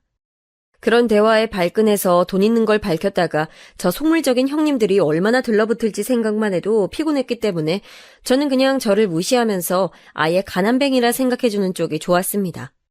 아내는 아이들까지 같이 무시당하는 것 같다며 애들 교육이라도 비싼 영어 유치원도 보내고 좋은 옷도 사주겠다고 주장하다가 저에게 야단을 맞곤 했습니다. 저는 결핍이 아이의 교육에 얼마나 중요하고 꼭 필요한 교육인데 귀한 아이들일수록 험하게 키우는 것이라고 다양한 사람과 섞여 치이기도 하고 다소 열악한 환경에서 교육도 받으며 스스로 자생하는 법을 익혀야 이 험한 세상 살아간다고 말했습니다. 하지만 여보, 당신도 내 교육관 알잖아. 동의했었고. 왜 흔들리는 거야? 그게 언니들이 하도... 언니들 말이 아니고 우리가 생각했던 대로 하면 되지. 언니들 말대로 따라가서 실속 없이 키우면 애들 아무것도 모르는 팔푼이 될 거야, 당신. 그걸 바래? 아니, 당연히 아니지. 알았어요. 나도 모르게 헛말이 나왔어. 당신 부모님 얘기 나도 동의하고 있어. 네, 저희 부모님이 저에게 누누이 했던 얘기였어요. 우리가 늙어 죽을 때쯤 지금도 불어가고 있는 막대한 재산을 결국 아이들이 혼자 똑바로 관리할 수 있어야 하는데 지금부터 아이들이 스스로 부자라는 것을 알고 뽐내며 실속 없이 살게 해서는 안 된다고 저는 아내에게 언니들 따로 만날 때도 절대 돈 있는 티 내지 말라고 신신당부를 했습니다. 그래서 아내는 물건을 사더라도 질이 좋지만 브랜드 티가 많이 나지 않는 것을 샀고 최대한 수수하게 하고 다녔죠. 차도 국산 소형차를 끌고 다녔습니다. 하지만 처형들은 리스까지 해서 외제차를 타고 백화점에서 파는 몇백만 원짜리 반지며 목걸이를 할부로 긁으며 사치를 해대더군요. 애엄마들 사이에서 기죽지 않으려면 이 정도는 걸치고 다녀야 한다면서요. 이제는 서로 걸치고 있는 것만 봐도 수준이 맞는지 안 맞는지 안다고 그런 게 안 맞으면 돈 쓰기 불편해서 같이 놀기 힘들다나 뭐라나 말도 안 되는 된장녀 같은 소리를 짓거리면서요. 근데 그런 얘기를 들으면 아내는 속이 상하는지 집에 와서는 잘 먹지도 못하는 술을 꼭 한 잔씩 하고 넋두리를 하는 것이었습니다. 언제까지 이렇게 말도 편히 못하면서 살아야 돼? 언니들이 당신 욕하고 무시할 때마다 이 아파트도 실은 우리 거고 땅도 있고 건물도 몇 채나 있다고 그렇게 동경하는 100억대 부자가 우리라고 얘기하고 싶은데... 우리 언제까지 무시당하고 삭히며 살아야 돼, 여보? 나 가끔은 너무 속상해. 언니들이 너무 그러니까 자존심이 너무 상한단 말이야. 여보, 내가 말했잖아. 그런 얘기해봤자 좋을 거 하나 없다고. 사람들이 돈 많은 사람 하나 주변에 생기면 얼마나 그 사람 팔고 다니는지 알아? 무슨 일만 생기면 우리한테 와서 공짜 돈 바라고 돈도 많은데 보태주라는 둥, 기한 없이 빌려주라는 둥, 진짜 못살게 굴어서 편히 살 수가 없어. 이건 내가 살면서 경험해봐서 잘 알아. 이 문제만큼은 내 말 믿고 계속 비밀 지켜줬으면 좋겠어. 그럼 저는 다시금 아내에게 간곡하게 부탁을 하는 것이었습니다. 그러던 중 결국 처형들과 아내 사이에 사건이 하나 터지게 됐어요. 아무래도 자매들끼리 친밀하다 보니까 일어난 일이었죠. 사건의 발단은 아이들 교육 때문이었습니다. 어머, 너 영어 유치원도 안 다니는데 캠프도 안 보내면 어쩌려고? 큰일 난다. 애 영어 못하면 나중에 친구들이랑도 못 어울리고. 문제는 그게 아니라 아이 성적 관리가 안 돼. 영어가 얼마나 중요한데? 수능까지 국영수는 기본인데 지금 잡아놔야 애가 편하다니까. 너 참 언제 애 엄마 될래? 처형이 명절날 다 같이 모인 화기애애한 자리에서 그런 말을 한 것이 시작이었어요. 그 이후 처형은 계속해서 이러면 안 된다느니 애 다 망치겠다느니 되도 않는 난리부르스를 떨더라고요. 아내는 한마디도 못하고 그냥 입술만 물어뜯고 있었어요. 사실 아내는 비록 우리가 있는 티 내지 않고 살기로 했지만 애들 교육만큼은 정말 발품을 팔고 정보를 모아 좋은 것을 시켜주고 싶어 했죠. 또 제가 일반 유치원에 보내기를 원했기 때문에 아내는 영어에 대한 고민이 많았습니다. 영어 유치원에 보내지 못하면 영어를 어떤 식으로 시켜야 하나 고민을 했던 거죠. 본인이 외국어 전공자이기도 해서 어릴 때 조기 교육으로 외국어를 해야 나중에 공부할 때 편하다는 확고한 소신이 있었거든요. 근데 처형들은 무리를 내서 마이너스 카드까지 내가며 영어 유치원을 보내고 있었고 아내는 그런 언니들이 부러웠던 모양이었어요. 영어 유치원을 다니는 아이들을 대상으로 거기 엄마들끼리 서로 방학 때 영어 캠프 같은 것을 조직해서 한국 내에 있는 미군부대 체험 프로그램을 진행한다고 했는데 저 말까지 들으니 아내는 우리 아이들을 그 프로그램에 꼭 보내고 싶어 하더군요. 저는 영어는 때 되면 다 하게 되지 않겠냐고, 정 필요하면 나중에라도 외국 보내면 되지 않냐고 했지만 아내는 지금 언니들이 하려고 하는 그 캠프를 꼭 보내고 싶다는 겁니다. 다른 건 몰라도 외국어 교육에 있어서는 자기 얘기를 들어달라는 것이었죠. 당신 내가 다른 쪽으론 부탁 안 하는 거 알잖아. 이건 정말 우리의 교육에 필요해서 그래. 안 그럼 내가 불안할 것 같다고. 아내가 간곡히 얘기하자 어쩔 수 없더라고요. 아내의 말에도 일리는 있으니까요.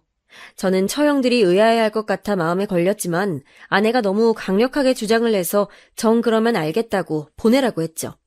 그런데 갑자기 다음 주에 아이들 영어 캠프가 있다고 들떠있던 아내가 전화로 소리를 지르며 처형에게 화를 내는 것이었어요. 언니! 내가 그렇게 부탁했잖아. 우리 애들 꼭 그 캠프 할 거라고. 돈 보내줄 수 있다고 했잖아. 이제 와서 그 자리가 다 찼다는 게 말이 돼? 아니, 그게 큰언니가 잘하는 분인데 그분이 재산이 50억이나 되고 엄청 잘 사는 분이라네. 이번에 한 자리 마련해서 자기 애 넣어주면 골프 라운딩 대접을 하겠다고 해서. 근데 우리 그이 쪽으로 일도 따줄 수 있다고 하는 바람에 너네는 다음에 꼭 끼워줄게. 어차피 돈도 좀 무리 아니었어? 돈 좀 모으면서 다음 기회 좀 기다리고 있어. 신랑이 그쪽 일도 따면 내가 다음에 맛있는 거 한번 사줄게. 조카들 데리고 와. 암튼 미안하게 됐다. 너무 섭섭해하지 마. 언니, 정말 너무한 거 아니야? 돈 있다고 얘기했잖아. 처형은 자기 입장만 얘기하고 거의 울먹거리는 아내를 무시하며 전화를 끊는 것이었어요. 저는 아내가 어깨를 들썩거리면서 우는 것을 그때 처음 봤습니다. 말없이 화장대 의자에 기대어 눈물을 쏟는 아내를 보자 저도 부하가 치밀어 오르더군요. 보자 하니까 정말 사람을 무시해도 정도가 있지 어떻게 친자매인데 이렇게까지 사람을 함부로 대할 수 있을까요? 거기다 또 한 가지 골프 라운딩 사건도 있었습니다. 처형들이 큰맘 먹고 데려가준다며 골프를 치러 가자고 장비도 다 주겠다면서 아내에게 바람을 잔뜩 불어넣어 놓고는 막상 당일에 남편 중요한 손님이 오기로 했다면서 취소를 해버리는 것이었어요. 아내는 자매들끼리 오랜만에 논다며 신나 있었는데 원래 처형들과 아내 그리고 큰언니의 남편, 형님 이렇게 4명이서 가기로 했는데 갑자기 큰형님이 자기가 데려올 중요한 고객이 있다면서 처제는 다음에 부르라고 했다는 겁니다. 그러면서 하는 말이 어차피 신문 배달하는 집구석에서 골프나 쳐봤겠냐고. 이런데 한번 왔다가는 다시는 못 올 건데 와봤자 뭐해. 그냥 집에 있으라고 해. 라고 했다더라고요. 처형들은 경악스럽게 그런 말들을 여과 없이 전하며 아내를 무시하더군요. 저는 저번 영어 캠프 사건도 그렇고 이번 일도 그렇고 점점 한계치에 다다르는 것을 느꼈습니다. 그래서 너무 화가 나 직접 전화를 걸려 했습니다. 근데 마침 장모님이 저녁을 한 끼 하자고 가족을 부르셨고 가족들 다 있는 자리에서 말을 하는 게 낫겠다 싶어 묵묵히 참고 기다렸죠. 근데 여기서 저는 또 한 번 경악하고 말았습니다. 장모님이 저녁을 먹고 다과상을 내왔을 때 제가 먼저 저번에 있었던 골프 라운딩 일을 조심스레 끄집어내게 됐어요. 아내한테 들었는데 속상한 일이 있었다고 하더라고요. 앞으로 그런 일은 없었으면 좋겠습니다. 갑자기 취소하면 사람 마음이 그렇잖아요. 거기다 형님이 덧붙인 말까지. 어머, 아니 뭐 그런 거 가지고 그래요? 제가 말했잖아요. 어쩔 수 없는 사정이 있었다고. 그리고 그이가 한 말이 뭐 틀렸나요? 언니! 처형은 기어코 형님이 한 말이 뭐가 틀렸냐면서 골프 한번 쳐봤자 그걸로 끝일 텐데 그 돈이 어디서 날 거며 골프 치는데 돈이 얼마나 드는지 아냐며 한껏 비웃더라고요. 아내가 벌컥 소리를 지르며 영어 유치원 얘기까지 꺼내자 그것도 어쩔 수 없었다며 상황 핑계를 대더군요. 그저 자기들 위신과 체면이 가장 중요했던 것이면서 물질적인 것밖에 모르는 사람들이 이렇게 뻔뻔하게 나오니 저도 점차 부하가 치밀어 오르기 시작했어요. 그런데 그때 조용히 얘기를 듣던 장모님께서 저 씀씀이가 다른 집안이니 이런 문제가 생기는 걸세. 자네가 이해해주게. 너도 속상해하지 말고. 아, 자네가 신문 배달 아르바이트 같은 거 하지 않도록 잘 먹고 잘 살았으면 이런 문제가 생기겠나? 솔직히 말해서 우리 딸이 이런 고생하는 것도 다 자네 때문인데. 영어 유치원이고 뭐고 원래 돈이 없으면 삶이 퍽퍽해지는 거야. 애 인생도 고단해지는 거고.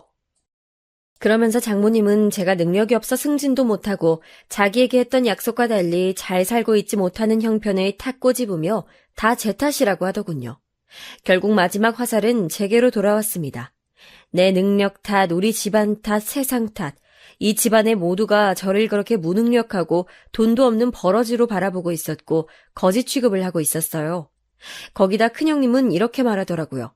자네가 사는 세상과 우리가 사는 세상이 다르니 그냥 이해하라면서요. 억울하면 성공해야 하지 않겠냐면서 껄껄 웃는데 정말 속이 역했어요. 아내는 울기 직전이었고 전 피가 나올 정도로 입술을 꾹 깨물었습니다. 그런데 작은 형님이 아니지, 성공은 무슨 다시 태어나야 가능하지. 어차피 이 배경이라는 게 내 능력만으론 한계가 있는 거거든. 배경이 뒷받침돼줘야 능력도 인정받을 수 있는 거야. 안 그래? 하며 마지막 쐐기를 박는데 이때 전 느꼈습니다. 이젠 참지 말고 제가 나서야 한다는 것을요. 이제껏 정체를 밝히지 않았던 제 소신을 한 번쯤 접고 아내의 자존심을 위해서 나서기로 했습니다. 그리고 역대급 복수극이 시작됐습니다. 제 주변의 국민학교부터 집안끼리 잘 아는 친한 친구 중에 공부를 잘해서 의대를 간 친구가 있었어요. 이 친구가 형편이 좀 힘들어서 아버지가 의대 학비도 지원해 주시고 그랬었죠. 고3 때 의대를 붙고 등록금이 없다고 저희 집에 놀러와서 하는 얘기를 아버지가 들으시고 당시 3년치 등록금을 한 번에 지원해 주신 적이 있었습니다. 나머지 등록금은 3년간 학교 열심히 다니며 아르바이트해서 스스로 마련해보라는 말과 함께요. 이 돈을 빌려주는 것이 아니고 투자를 하는 것이니 사회에 공헌하는 좋은 의사가 되라는 말씀을 하셨었죠. 그 후로 제 친구는 저희 부모님을 은인으로 모시며 저희 집 일이라면 언제든 발벗고 나서는 저의 최고 친한 친구가 됐습니다. 그렇게 의대를 졸업한 친구는 강남에 있는 유명한 피부과를 가더니 거기서 큰 돈을 벌고 자산가 아내를 만나 우리가 사는 지역에 큰 병원을 개원했어요. 저는 힘들게 살았던 친구가 형편이 좋아지는 것이 너무 기뻐 항상 친구를 격려해주고 안부를 전하여 지냈었죠. 그리고 마침 아내의 처형들이 잘하는 피부과를 찾는다고 해서 저는 아내에게 제 친구네 병원으로 가라고 했습니다. 아내가 의사 친구가 있는 걸 밝혀도 되냐고 놀라더군요. 그래서 저는 웃으며 아내에게 이번에 한번 제대로 그동안 무시당한 한을 풀고 오라고 했죠. 가서 사모님 대접받으며 실컷 뽐내고 오라고요. 저랑 그냥 어릴 때 친구라 잘 안다고 하면 될 거라고요. 그렇게 아내는 처형들과 피부과를 갔습니다. 어머, 얘 막내야. 여기 병원 예약이 지금 몇 달째 밀려서 난 전화해도 예약도 안 되던데? 너 어떻게 예약 잡았어? 그러게. 나도 여기 원장이 그렇게 잘한다고 소문만 들었지. 예약 성공한 적이 없어서 오늘 처음 와봐, 언니. 군뱅이도 그러는 재주가 있다더니 우리 막내도 가끔 쓸모가 있네? 아, 우리 신랑하고 여기 원장님이 좀 아는 분이셔. 뭐? 신문 배달이 나는 너네 신랑하고 여기 원장님이 어떻게 하셔? 와, 세상 좁다더니 신기한 인연이네. 처형들은 신기한 인연이라며 처음엔 막 비웃고 저들끼리 웃고 떠들었답니다. 그리고 아내는 그때까진 숨죽여 화를 꾹 참고 있었고요. 안녕하세요. 처음 뵙겠습니다. 어머, 대표 원장님이시죠? 너무 미남이시다. 세상에 피부 좋으신 것 봐. 원장님, 오늘 저희 피부도 백옥처럼 만들어 주시는 거죠? 그러다 처형들은 제 친구가 등장하자마자 호들갑을 떨었다고 하더라고요. 제 친구는 사전에 저에게 들은 이야기가 있어서 침착하게 말했다고 합니다. 원하시는 모든 치료 서비스 전부 무료로 해드리겠습니다. 제 불알 친구 아내분이 와 계시니까요. 원하시는 거 다 말씀해주세요. 재수씨, 제 친구 요즘 잘 있습니까? 저녁 함께 하자니까 이 자식이 신문 배달한다고 저랑 만나주질 않아서 제가 진짜 속상해 죽겠어요. 저 좀 한 번만 만나달라고 재수씨가 말씀 좀 해주시면 안 될까요? 처형들은 순간 무슨 소리를 들은 건지 어안이 벙벙했다고 하더군요. 신문 배달이나 하는 사람이 어떻게 원장과 일이 각별한 건지 신기했겠죠. 아내는 웃으며 말했다고 합니다. 우리 그이가 좀 자기 생활 패턴이 깨지는 걸 싫어해서요. 신문 배달이 요즘 재밌나 봐요. 제가 다음에 자리 한번 마련할게요. 걱정 마세요. 오늘은 우리 언니들 잘 부탁드려요. 아참, 저희 둘째 언니네 세무사에 일도 맡겨보신다고요? 아, 네. 친구놈한테 듣자니 세무사시라고 해서 좀 맡겨볼까 해요. 언제 자리 한번 마련해 주시겠습니까? 여기 언니분들도 다 같이 식사도 하면서 세금 문제도 좀 여쭤보면 좋겠는데요. 지금 하고 있는 데서 옮겨보려고 하거든요. 둘째 처형은 눈이 반짝 뜨였겠죠.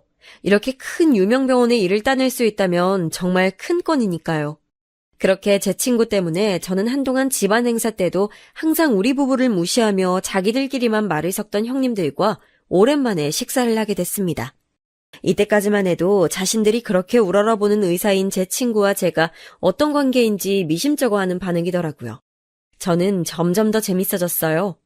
저 속물들이 과연 어떤 반응을 보일지 나중에는 아내와 상관없이 저도 살짝 기대가 되더군요.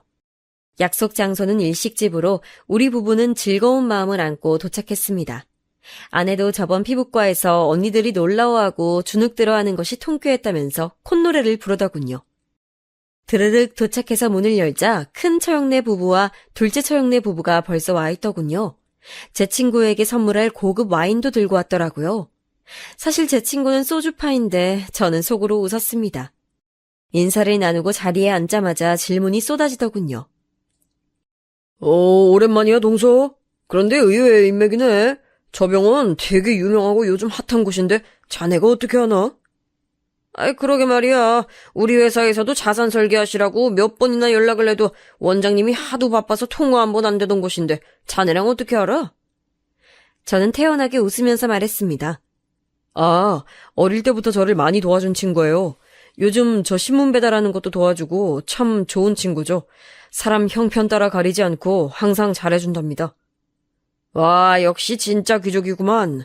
자네같이 없는 사람과 친구를 내주다니 인품이 대단하신 분이야. 잘 모시게. 나이가 같다고 다 친구가 아니지. 형님으로 모시며 우러러봐야겠구먼. 그나저나 참 특이하시네. 아무리 어렸을 때 친구라도 자네같이 아무것도 없는 사람 볼 게 뭐가 있다고 인연을 유지하다니. 이놈의 형님들은 아직도 정신을 못 차리고 저를 하대하고 깔보더라고요. 그러던 순간 제 친구가 들어왔습니다. 저와 아내가 좋아하는 애플망고를 가득 싸서 아내와 함께였더라고요. 친구의 옷차림은 근사했습니다. 백화점 명품관을 그대로 옮겨놓은 듯 했죠. 그런데 관심 없는 제가 보기에도 부티가 줄줄 흐르더군요. 친구의 아내 역시 머리끝부터 발끝까지 윤기가 반지르르한 자켓에 다이아가 번쩍이는 목걸이며 미용실에 다녀왔음이 분명한 헤어스타일에 화장까지 서비스를 받고 온 듯 했습니다. 저는 친구가 제 부탁으로 나름 컨셉을 잡았나 보다 생각하며 속으로 웃었죠. 평소보다 차림새가 퍽이나 요란했거든요. 화려한 제 친구 부부의 등장에 형님들과 처형은 정신을 못 차리더군요. 호들갑을 떨며 일어서더니 외투를 받아준다는 둥, 추가 주문을 해야 하니 직원을 부른다는 둥, 무슨 왕과 왕비마마 대하듯이 부산을 떨었습니다. 친구의 아내는 자리에 앉자마자 제 아내의 손을 꼭 잡고 인사를 하더군요. 언니, 너무 보고 싶었어요. 제가 연락드려도 연락도 잘 안 되시고 그렇게 커피 한 잔만 하자니까 뭐가 그렇게 바쁘세요. 아유, 못 본 사이 더 어려지셨네요. 아니, 그냥 애 키우느라 바빴지 뭐. 다음에 꼭 커피 한 잔 해요. 아, 여기는 우리 친언니들. 생각지 못한 의사 사모님의 애교에 처형들은 당황하다 못해 멍해 보이는 눈빛이었습니다. 거기다 이어지는 말엔 더 정신을 못 차렸어요. 안녕하세요. 처음 뵙겠습니다. 근데 친자매인데 좀 안 닮으셨네요? 네? 아니, 제가 좋아하는 우란이는 이렇게 안 꾸며도 부잣집 사모님다운 귀티가 흐르잖아요. 어떻게 자매인데 한 명만 귀티가 나지? 신기하네요. 아니, 그게 무슨... 제 동생은 신랑이 부업으로 신문 배달을 할 정도로 가난한데 사모님이 뭘 잘못하시는 거 아니에요? 귀티라고요? 그 말을 듣던 제 친구가 픽 하고 웃음을 흘리더군요. 부업이요? 아하하, 제 친구가 그랬어요. 먹고 살기 힘들어서 신문 배달을 부업으로 한다고요? 말을 마치고도 한참을 친구는 배를 잡고 웃는 것이었어요. 그러면서 제 어깨를 탁탁 치더군요. 아이고, 이 웃긴 자식아. 내가 좀 그러지 좀 말랬지, 어? 있는 티 좀 내고 살라니까. 골 때린 놈. 저는 그저 말없이 빙그레 웃었습니다. 형님들과 처형들은 어리둥절해서 회를 먹다 말고 젓가락이 공중에 멈췄다고. 제 친구는 진정한 뒤 간신히 말을 이어가더군요. 저기 세무사 하신다고 그랬죠? 이 친구가 일 안 맡기던가요? 예? 몰라요. 이 친구 재산이 저보다 더 많아요. 예전에 100억이었으니 지금은 몇백억 될 수도 있는데 진짜 모르세요? 아니 그게 무슨 말이야? 동서가 100? 아니 몇백억이 있다고? 순간 저는 우리를 둘러싼 모든 시간의 흐름이 멈추는 것 같은 신기한 경험을 했습니다. 말 그대로 내 사람은 그대로 멈춰서 움직이질 않았거든요. 제 친구는 그렇게 시원하게 제 정체를 까발려 버리더군요. 얘네 아버지가 완전 부자였는데 그것도 몰랐냐. 지금 살고 계시는 그 원룸 건물 외에도 가지고 계시는 건물이 몇 채인 줄 아느냐. 지금 얘네 아파트도 살고 있는 것 빼고도 몇 채나 더 있고 주식에는 얼마가 물려있는지 아냐. 진짜 어떻게 가족이신데 아무것도 모를 수가 있냐고 친구는 신나게 속사포처럼 얘기를 하더군요. 그리고 마지막에 이렇게 말했습니다. 제 친구가 가난했던 저에게 의대를 다니게 해준 은인입니다. 돈이 많아도 함부로 쓰지도 않고 신문 배달로 기부도 하고 얼마나 속이 깊은지 저는 진정한 부자의 모습을 보여주는 제 친구가 너무 자랑스럽습니다. 그리고 와인 같은 거 싫어합니다. 잘 알지도 못하고요. 저는 이 친구와 양은 냄비 뚜껑에 덜어먹는 라면하고 소주가 최고거든요. 일단 일어설게요. 친구가 그러고 나가니 무서운 침묵이 흘렀습니다.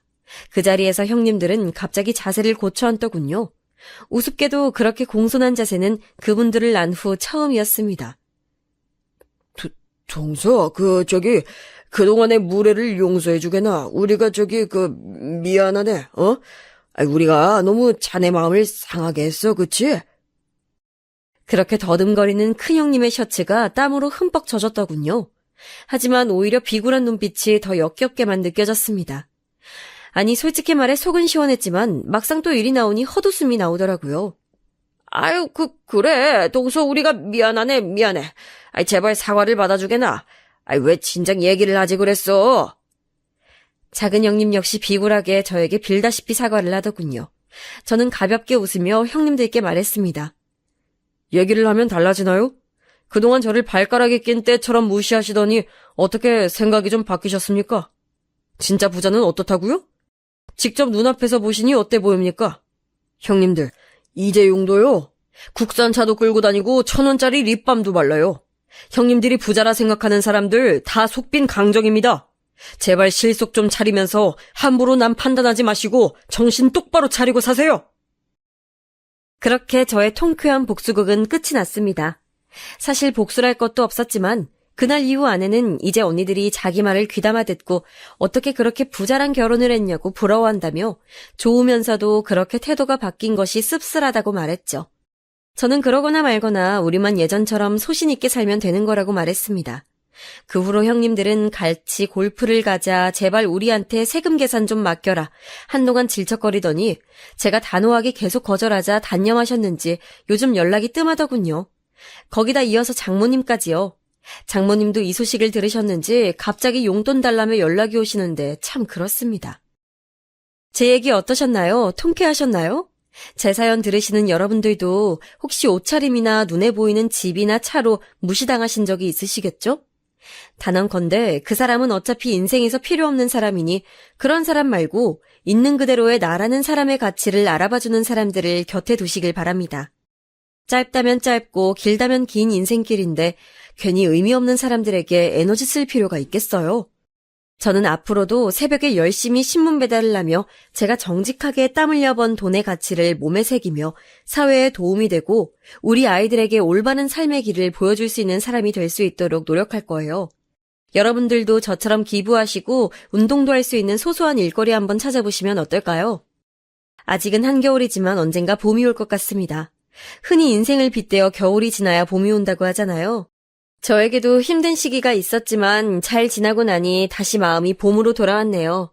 여러분들도 마지막 겨울 마무리 잘하시고 봄꽃이 만개할 때쯤 우리를 힘들게 했던 시련과 고통들이 물러가길 바라면서 행복한 하루 보내세요.